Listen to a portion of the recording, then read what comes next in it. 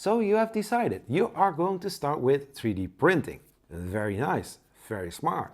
But then, when you are looking online, there are dozens, hundreds of different kind of 3D printers. Which one are you going to buy as your first 3D printer? In this video, I'm going to cover which kind of things you need to consider when buying your first 3D printer. Coming up on Zachary's 3D Prints. Hello, this is Zachary from Zachary 3D Prints, with tips, tricks, tutorials, how to review news, anything 3D printing or 3D printer related you can find right here on this channel. If you're new here and not subscribed yet, please consider subscribing and hit the notification button to get the latest news and updates right in your YouTube alerts. And thanks for being here. To sketch a little situation before I'm going to continue with this video. When I started my first 3D printing adventure, I bought the CTC Prusa i3 3D printer clone. It was a very cheap 3D printer and was costing less than $100. It was a 3D printer made out of plywood, very cheap components, and it took me 2 days to build it during my weekend. And when I started with 3D printing on that machine, it didn't perform anything. Well, I got some prints out of it, but I had a clogged nozzle, the bed wasn't level, the parts didn't stick on the print bed, I had some tape on the aluminum heat bed, different kind of things, but it didn't turn out that well. At one moment I thought maybe I should look for a different kind of 3D printer, and it was the Creality Ender 3 Pro, an aluminum extrusion 3D printer machine, a i3 style Cartesian style 3D printer, and this printer did change quite a lot. After the assembly I could start printing. I only needed to level the bed, but other than that just follow some simple instruction and I could start my printing adventure. So when you are looking online for a 3D printer, where to look for? Well, let's start with the basic of a 3D printer. Well, in this case, the i3 style 3D printer is the most common one to use when buying a FDM FFF style 3D printer. In this case, it's the Ender 3 version 2 standing next to me. I have also the previous version, the Ender 3 Pro, and both have the same shape. It's a aluminum extrusion built 3D printer. It's all metal or all aluminum. It's very rigid. It can have some loads on it. You have also wooden style 3D printers like the CTC Prusa i3 style, which I bought in the early beginnings. I don't say that plywood is bad. If it works, it works. But in my case, when I had the i3 style 3D printer, the Prusa i3, wood can break. And you also have frames made out of acrylic. Well, acrylic can look very nice, can look very decent. It's less breakable than plywood, but for my opinion, it's better to use something like the aluminum extrusions. It's not that expensive anymore and it gives some more stability to your 3D printer. That is one of the things you might consider when buying a 3D printer. So within the 3D printing, i3 style 3D printing, you have two different kind of extruders. You have a Bowden style extruder, that's something like this. The motor is on the side and it pushes the filament through a Bowden tube into the hot end where it melts, and then it's going to lay the foundation for your prints. Then you also have a direct drive extruder. A direct drive extruder is attached on the carriage of your 3D printer. Well, in this case, this is a Bowden style, but you have to imagine that your motor is mounted onto the carriage.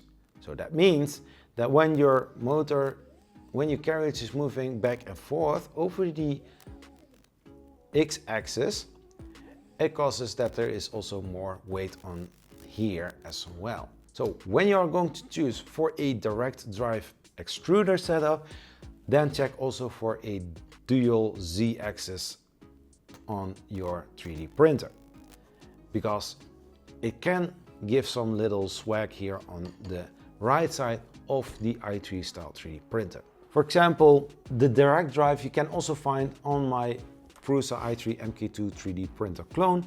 It uses a dual Z axis setup, and because of the direct drive, this machine runs at its best at this kind of way. And then we have the Easy 3D X1, which is a cantilever Cartesian style 3D printer, which is also using a direct drive. But then the question comes, which kind of choice you need to make when choosing between a Bowden style or a direct drive? One of the things, if you are printing flexible materials, then a direct drive is better than a Bowden style. When you are using a direct drive, the gear that pushes the filament through the hot end and through the nozzle, it's much closer than with a Bowden style setup. In this case, the length is something like 30 centimeters, and that's not that much. But you have to make sure that when you are going to print flexible materials with it, if you are going for a Bowden style setup, make sure that it is a dual geared extruder. So meaning the motor has one gear and also the idler has also a gear and pushes the filament through the Bowden with a little bit more torque. And then also one of the things you need to consider when buying a Bowden style extruder, you have a little bit more retraction to keep in mind. Retraction is a thing when your motor is pushing the filament through the Bowden, that there is a little bit more torque needed when pushing the filament through the Bowden tube into the hot end. So, and then we are going to look for the next topic on deciding which kind of build plate you are going to use. Because the one that I got on the CTC Prusa i3 style clone, it was blue painter's tape on my aluminum bed. I didn't know what I saw, I didn't know what to expect, and how many times did I need to exchange this for something else. I saw very clearly that people are using glass, and I didn't know what to do. So I decided to go for a build tech kind of solution. That is something you clean your aluminum bed, you put this build tech right on there, and then you can print on it and it will stick. And it does stick very well, but then you need to use something like this, a spatula. When you're going to do that, you always see it sticks very well, and when you want to get it off, you need to do this, and then damaging or cutting your hand will be very much likely to happen. It happened to me as well a few times. It's not recommended. So I had to look for a different kind of solution. On the Anet ET4 Pro, I had this magnetic bed sticker on it with this kind of thing. This is very nice to use. When the print is done, you just do something like that and it will come off very easily because it's a flexible magnetic bed and it does work. When you're buying an Anet ET4 or an Anet ET4 Pro, it works. I also have a brand new one here. And then I decided, well, let's go for glass. I present you the carborundum glass bed from Creality.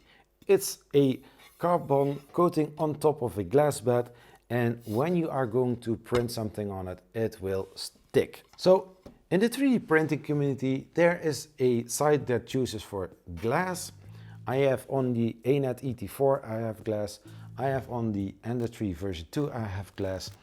And it works. It works very fine, very nice. It's giving a very nice shine underneath on your printed parts. But then if you done printing, you have to wait until the glass is cooled down. It will pop off and you can just take it right off your build plate.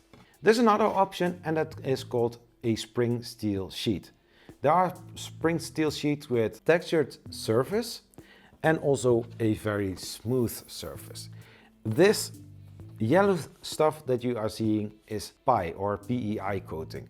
It's a very thin film and it gives you a very nice sticky surface. When you are going to heat it, your models are going to, or your 3D prints are going to stick more to the build surface. And if the print is done, The only thing that you need to do is something like that, and your print comes off. You can take it off, you clean it, you put it back on your printer, hit print, and you can start printing further. This is also for the super spring steel sheet from BQ, which I use also on my Ender 3 Pro. It works perfectly fine. We covered almost everything of a 3D printer, or the most important things on a 3D printer to decide which kind of printer you are going to buy. Well, there is one thing, the extras. I mean the extras. Do you want to have a touchscreen? Do you want to have a color display? Do you want to have a color display and a touchscreen? Do you want to be able to put a micro SD card, a normal SD card, or even a USB thumb drive to connect to your 3D printer? Then we have belt tensioners. In this 3D printer, you have belt tensioners where you can live adjust it when it is needed. Some other 3D printers, you have to use something like a Allen key to just make some minor adjustments, just like you do with your thumb knobs. Some other things is an auto bed leveling system. On the Ender 3 Pro or the Ender 3 version 2, or my Anet ET4 or my EC3D X1. They all have a normal manual bed leveling.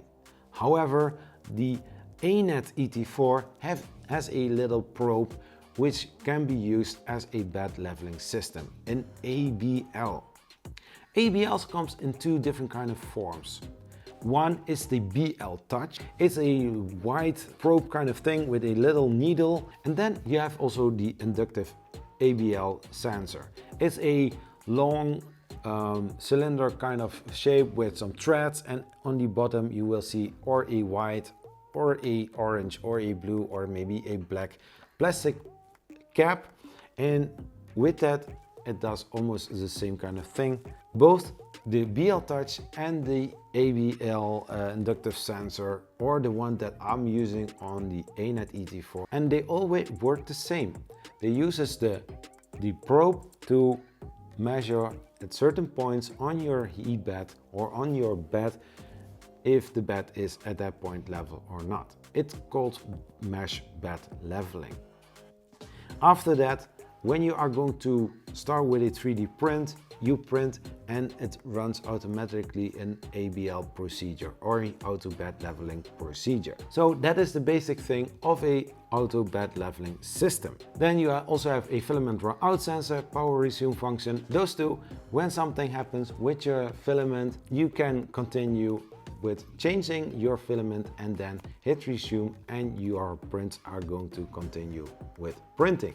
Also the power resume function, when you have a power outage or something else happens which causes that the printer is going to stop, then you hit the resume function and then it's going to continue with your print. And then the prices, well, depending on your budget and what you want. If you have a decent budget, you can buy a Prusa Mini Plus for around the $400 US, something between the 400 and 500 US. This kind of printers are always running very fine. It's a printer with a building volume of 180 times 180 times 180 millimeters. It's an easy to handle 3D printer. If you don't have this budget, then you can look for something like a Creality Ender 3 version 2. This one is just used by me for a couple of days and the prints are running very nice. You do have a glass bed on your 3D printer, a normal screen which isn't a touch screen but color LCD screen. You have a power resume function but no filament run out sensor and also no ABL. Also from some other brands, cheap 3D printers like the Anet ET4 is also one of my recommended 3D printers. It has a auto bed leveling system in it, it has a filament run out sensor, and the price was around the $200. All the 3D printers I mentioned, the Ender 3 version 2, the Anet ET4 and the Prusa Mini, I will put in the description of this video. where to buy it. If it is an affiliate marketing link, I will put it there as well. Thank you.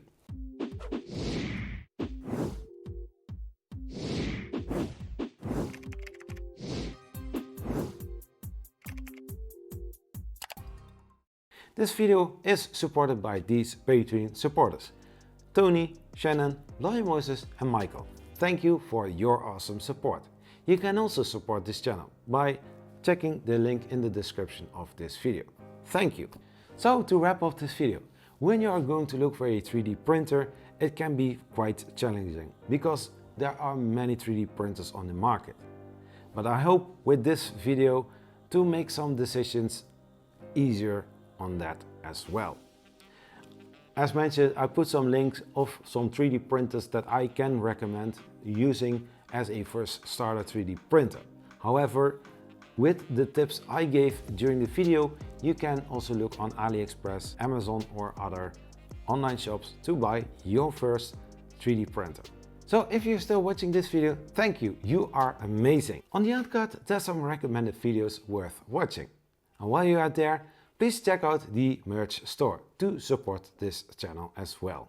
Please like this video, share this video with other people, and hey, let's make some fun with 3D printing. Zachary 3D Prints. Bye bye.